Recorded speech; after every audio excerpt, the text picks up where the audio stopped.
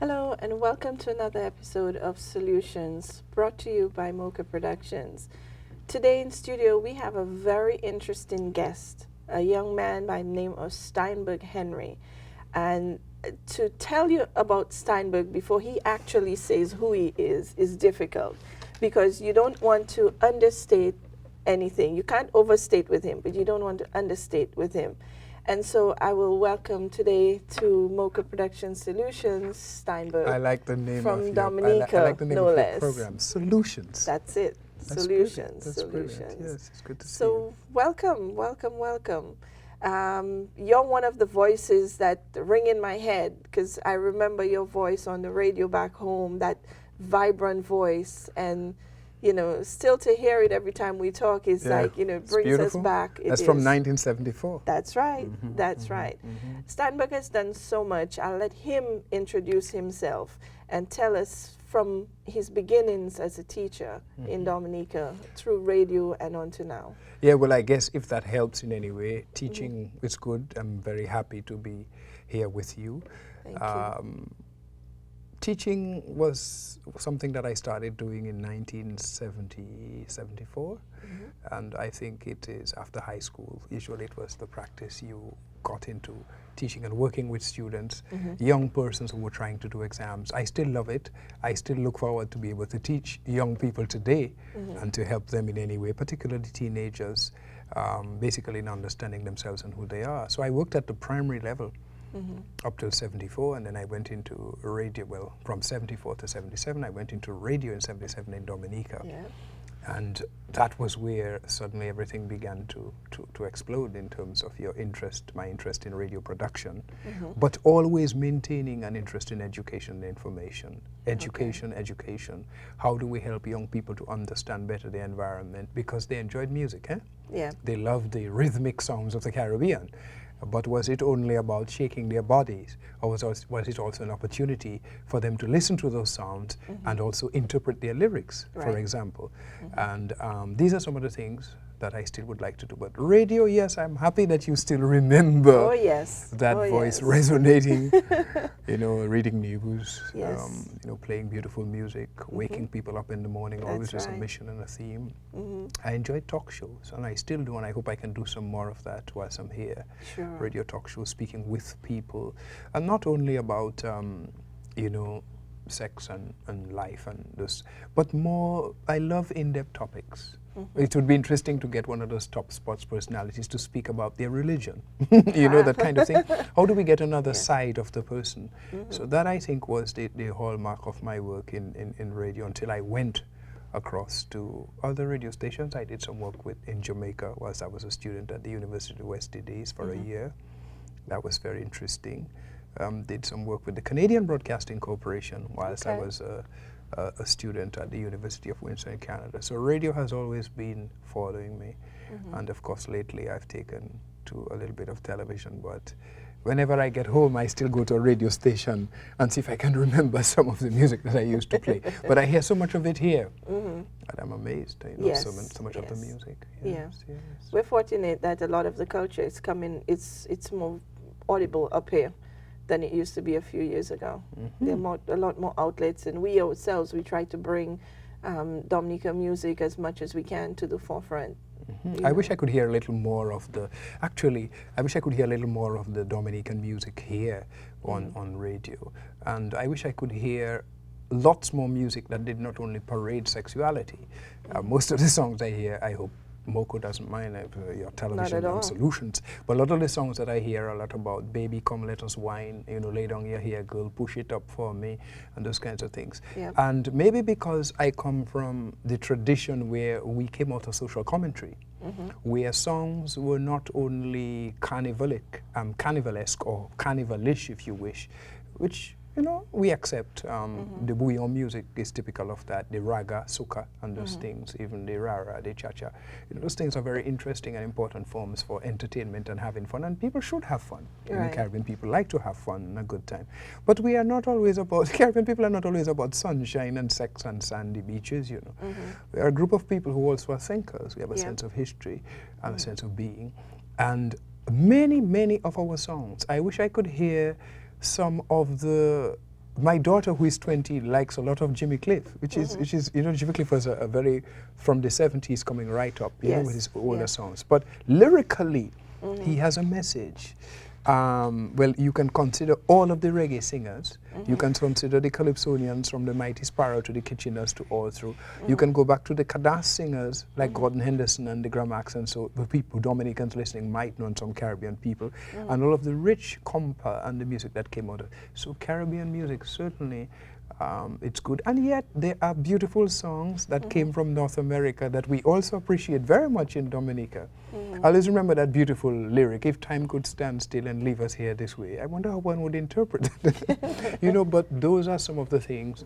And every time I think of radio here, I think, boy, I think I'd like to get into radio. I hope one day somebody calls and says, "Stein, I think we'd like you to come along to get on radio and work with young people, or just go to radio and take 10 Caribbean songs and do an interpretation of Bob Marley's When the Morning Gathers the Rainbow. I want you to know I'm a rainbow too." What is he talking about? Right. My skin is black upon me and my bones, they burn with heat. Third world. You know, what are these songs saying? Right. You know, that we need to gather from as a people in the diaspora, people with a sense of history. So I hope that that is one of the things that I can bring whilst I'm living in this new landscape, mindscape, this new place. You know, certainly it's good to recall radio. Yes, yes. And besides your radio experience in Dominica, tell us a little more of your studies, because I know you've gone into a very interesting field, very interesting field. And, you know, just to give us an idea of your qualifications, because I think your explanation of your qualification is very interesting. Very interesting. Yes. Well, actually, other than the basic high school things which we do, I actually went to the University of the West Indies in 83, 84. That was some time ago. So I worked in the area of advanced radio production. In those days, it was radio was the medium that ran through Caribbean society. We had some television, but not on a grand scale. Right. Cable was only just beginning to be manifest in any significant way. Then around 87, I went to the University of Windsor in Ontario, Canada. That's right on the border with Detroit, Michigan. Right. So I could actually go across the Ambassador Bridge and get into Michigan, or go under the river tunnel, you know, and go across to Detroit to eat some Greek food or something like that, you know. But certainly, Windsor allowed me the opportunity to do a first degree, a Bachelor of Arts with honors in communication studies. Okay. Where I focused a lot on media policy, communications policy, telecoms policy, you know, the whole business of satellites policy, you know, communications policy regarding who owns what telephony, cable television, cable systems, viewership, news, and all those things. Then I wrote an MA, which was still in communication studies, but this time another branch. I focused a lot on cultural studies. The whole business of language, linguistics, you know, music, a lot about music and cultural trends and social change, because I was focusing on a period in Dominica that was the 70s. And that's a very interesting period, because it was the 60s in the United States. And that same evolution, that same revolution, the 60s generation, the hippies, the throwing away of the bras, you know, the works that were taking place, were manifesting themselves in Dominica by way of the Black Power movement that had sipped in, by way of a group called themselves the Intellectuals and Activists, and the Rastafarians in Jamaica, and the Dreads in a lot of the Caribbean islands like Dominica and St. Vincent. So essentially it was a sort of regional international movement. So I had worked in those areas as an MA student, but looking more at the cultural, social, political, economic trends. And as a first degree student, I looked more at the hard technology. There is a clear difference, however. I was having a discussion with a gentleman who told me that a lot of the students in the United States who go into basketball, they first wanted to do a degree in communications. And when they got to university, told them, "Oh, communications degree, that is easy, go into basketball." And a lot of them became basketball stars when they gave up this communications degree. For us, in communication studies, there's a tremendous difference between mass communication, which is a US or American tradition, and communication studies. Mass communication for us is a set of studies that involves the transference of of information. People move information across distance. Clear definition. Mass communication, the transference of information over distance for purposes of control and persuasion. A lot of what we've studied regarding the US media is designed to persuade people. It's a lot of repetition. It comes out of the tradition of conditioning and reinforcement theories and rewards and those things. You have a lot of game shows and, you know, monolithic. Everybody seems to report the same thing. So we don't want to go too much into critiquing that, but just to observe what its trends are. So they focus a lot on speech. So a fellow learns to speak, a fellow learns to talk, he learns to write a few news stories. He goes out and does a little marketing for himself. That probably is mass communication. Communication studies is a whole different tradition. Yeah. It is rooted in psychology. That's why the concept, the word communicologist comes up, if it does come up, because I would refer to myself as a communicologist basically because I look at communications and its impact upon the person's thinking. A lot of it has been done in the US, incidentally. There's been a lot of work done on how television affects children. And you know, the literature is vast. Right. That would be part of my work. So it's not just going and learn how to talk and stuff. Oh, that's tremendous. You have to read the psychology. You have to do the research. A lot of my work is rooted in anthropology because it involves a lot of methods of research. You have to be valid about the collection of the material that you're dealing with. And more, you have to deal with larger matters. Does poverty cause crime? Maybe it does. So what causes poverty? Right. We ask other questions. We look for other variables. But more than that, we include all types of cultural trends, as extreme as whether the fights that take place in the pubs in Ireland, you know, Ireland, Northern Ireland, are friendly fights when guys come out and finish drinking their guineas, so they box one another. And why is it they fight and then go back into the pubs and drink their guineas? And if anybody comes from the outside to attack them, they all come up against that single person. That tradition, to very fine things like costumes and dance and trends and thought, and linguistics. And linguistics is a fascinating area. Yeah. I have found that a lot of children I've met here, those children I've been able to meet, they speak very beautifully. They meet children who say, you know, I was thinking about this. Would you mind not doing this? I want to be private. But you ask them to spell private and they can't. Very interesting. So it would be good to be able to, you see, so it's one thing to speak, but it's the next thing, how did they say it? A friend of mine told me, she's an African American from Jersey. She said, Stein, to talk is one thing, but speech, good speech is true speech. Good speech is wise speech. Good speech is truthful speech. So there's a difference between talking and really providing speech. Speech is a whole tradition, which is probably well developed in the United States, but has been watered down generally within the realms of communication. So we draw a distinction between communication studies and mass communication. Although communication studies may be the broad umbrella, and underneath it we may look at aspects of mass communication, but it is, in fact, communication studies is a lot closer to the European, British, if you wish, European tradition of cultural studies, where we look at linguistics, we go into semiotics, we study science, we study the formation, we study etymology, that is the structure of language.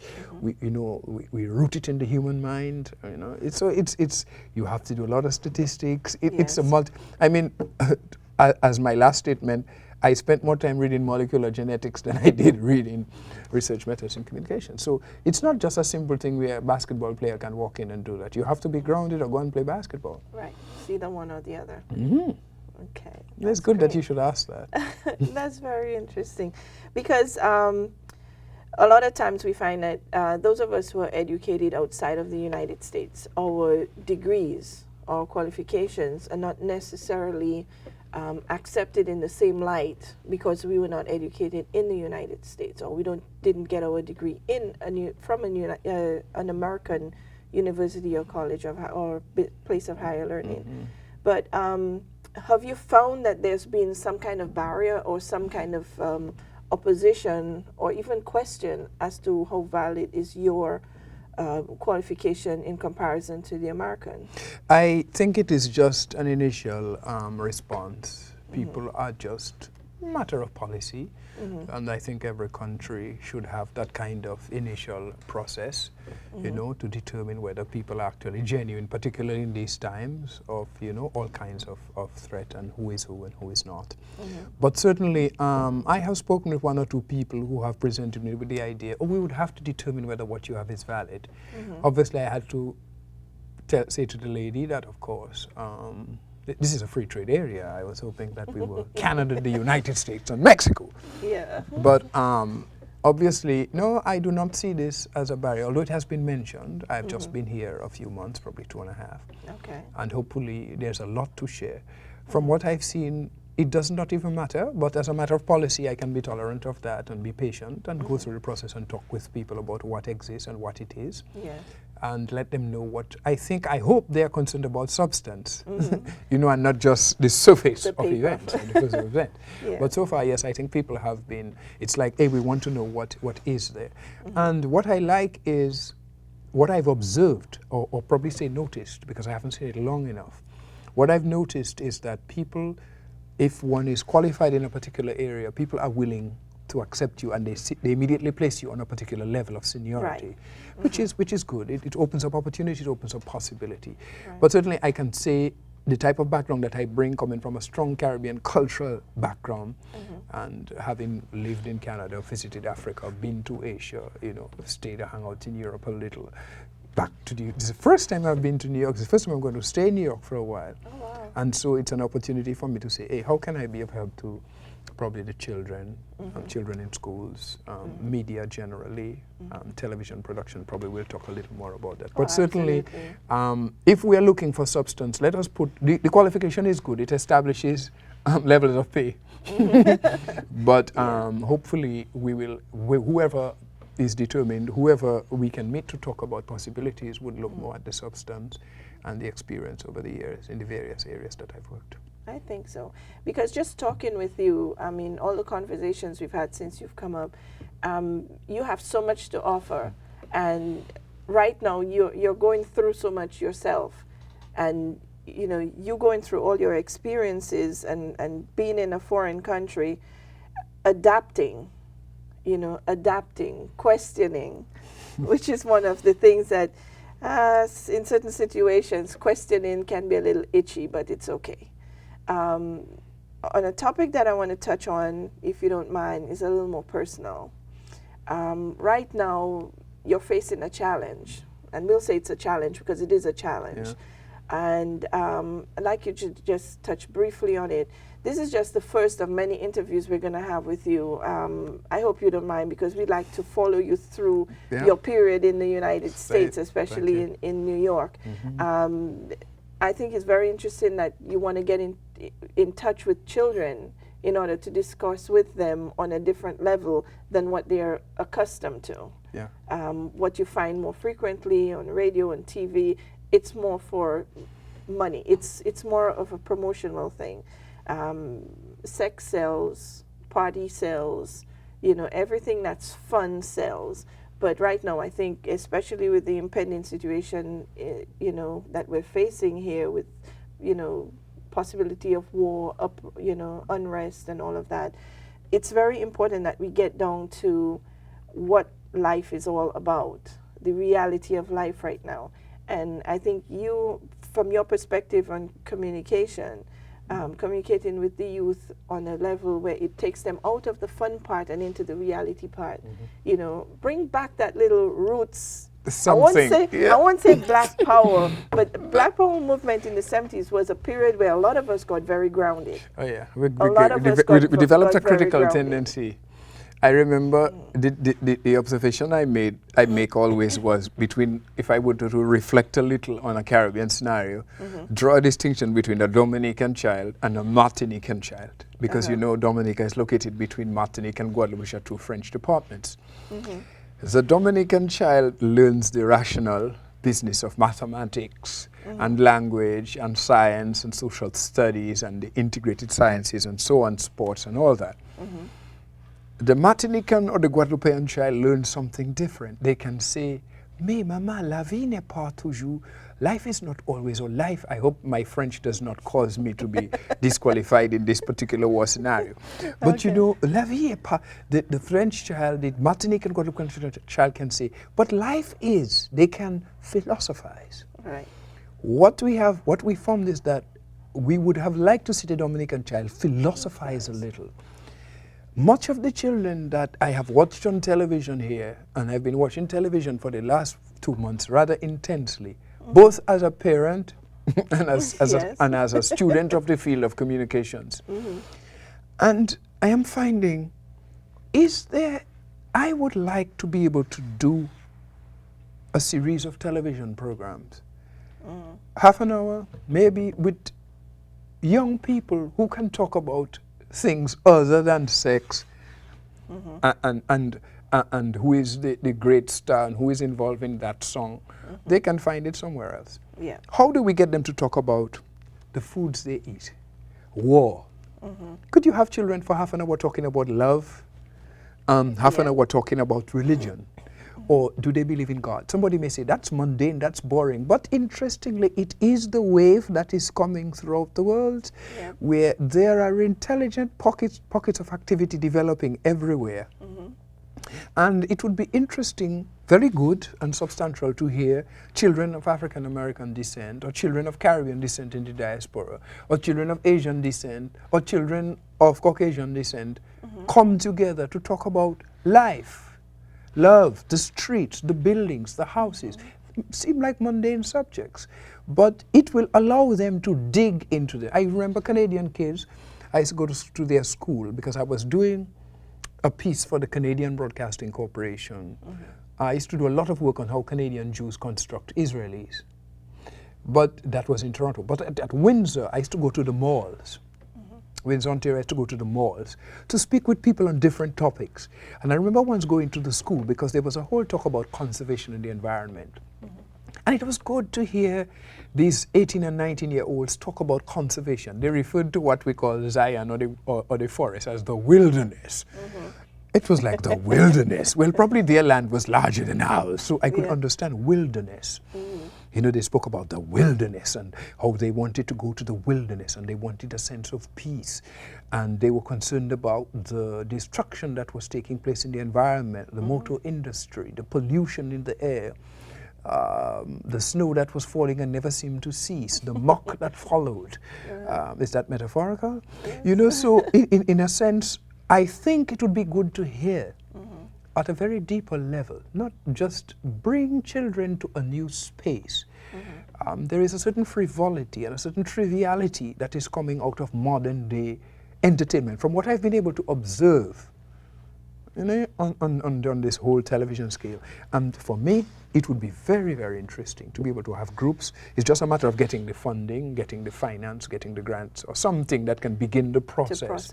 To begin to say, okay, I can go to 10 schools in the Queens or Brooklyn or Bronx area and get a group of 30. You see, I like the methodology thing. I already begin to tell you how it's going to be done. But you know what? Let's just use this as a teaser for the next session, the next segment that we're going to do. I'd like you to touch for us briefly on the documentary that you did on the crisis, and very briefly, because that's another topic that we want to get to later on in more detail. It's always a pleasure having you here, but we just want to touch on a couple other little topics before we call it a wrap for today and come back with another session. Which one? The documentary you did on sexual abuse in the Caribbean islands? Yes. It was a documentary commissioned by the United Nations Children's Fund. It was funded by UNICEF, Christian Children's Fund, and Caribbean Support Initiative, CSI, Bernard Van Leer Foundation. Okay. And it required, our objective was to look at sexual abuse in 3 Caribbean islands. We looked at Dominica, St. Vincent, and Antigua. For production purposes and for laughter, we had 720 minutes of tape. And we finally had to cut it down to 50. Wow. So that was quite a production feat, but we got a storyline, which was very important. Essentially, what we found is that incest was on the increase, or had been around for a while, but it was on the increase in all of the islands. Abandoned children was becoming a problem. We had real startling cases of a woman just walking along the street in one of the islands and telling a man, "Could you hold my child for me for the next 2 minutes? I'm just walking across to the shop." And the child ended up getting 8 O-levels and going off to college and didn't know the mother at all. I was a 2-year-old, 16 years. We found also that essentially the legislation needed to be upgraded in a number of the islands. They had the Young Offenders Act, they had the Young Persons Act, they had the Education Act in places like Dominica, St. Vincent and Antigua and all of the islands, but they were not being enforced. We found that minors were still getting involved in sexual activity. And interestingly, I'll tell you something that I discovered about New York after a while. But minors were very much involved in that activity. And what we did was consistent with the Conventions on the Rights of the Child, which was promulgated by the United Nations and its 190 odd countries. So we were looking at that, and it was a brilliant study. It was very interesting. We had psychologists, we had a psychiatrist from Antigua responsible for psychiatry in Antigua and Barbuda, national responsibility. We had the persons from Dominica, we had legal personnel, we had private institutions, you know, people who were looking at children with attention deficit hyperactivity, and all those things. So we've been involved, and it has come out. They will be launching it in April in Dominica, and it will be pushed across to the other islands, Barbados has. So hopefully, what I found when I came here and I looked at it, I was like, wow. When I came, I would sit for days just watching the television and seeing those city hearings. I actually called City Hall here, and a few of those other places, and seeing those city hearings and observing that they were having a hearing on prostitution, child prostitution, and I called a few people and I began to discover that they were doing that work. But essentially, it would be the kind of work that I'd like to continue doing here. Well, you know, we really hope that we can help you in that aspect. Whatever we can do to bring some of what you did, some of the body of work that you've covered, we'd be more than happy to do that. Again, a pleasure speaking with you. Always a pleasure. It's beginning to feel nice, huh? Yes, yes. And the thing with talking with you is that it gets so comfortable. You forget, you know, you forget yourself, and then you get into one topic, and so. But there are a lot of different things, and right now I know you're going through a medical experience, and it's one of the topics that we would really like to touch on because Stein is going through it. I myself have had my experience with it. There are many of us out there who are going to have experience with it, if not experiencing it. And it's always good to hear someone else talk about it. Just touch on it briefly before we... Glaucoma, which is an eye disorder. They call it the sneak thief of sight. And it's affecting my eyes. I have been able to deal and continue to go ahead doing my work. With some difficulty at times in terms of reading script and all that. But what I've discovered is, and this is one of the interesting things, at one level it prevents you from doing a lot of things. So for instance, I may become employed by Solutions to do a production for you, and you may be concerned, but why doesn't he read this thing very fast? So probably reading a lot of things might not be my forte. My forte might more be sitting and saying, how is that story running? Is it online? How are we going to produce it? How are we pulling it together? What is the storyline?